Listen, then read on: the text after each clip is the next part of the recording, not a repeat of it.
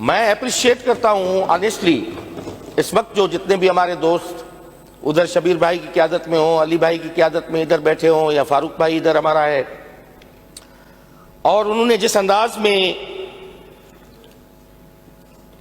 अपनी तकारीर की हैं और अपनी आराय से हमें नवाजा है,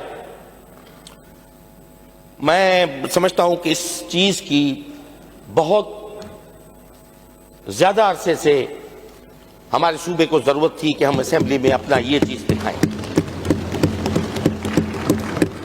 हम उन दानाओं पे नहीं जाते जिसके लिए कतील शिफाई साहब ने कहा था कि हमको आपस में मोहब्बत नहीं करने देते, हमको आपस में मोहब्बत नहीं करने देते।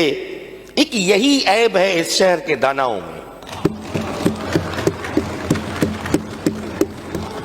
और हम तो शबीर भाई, हम तो ये कहते हैं कि आओ बोले प्यार की बोली, तुम उर्दू मैं सिंधी। आओ बोले प्यार की बोली, तुम उर्दू मैं सिंधी। मिलजुल कर यूं जीवन बीते जैसे जल में मछली।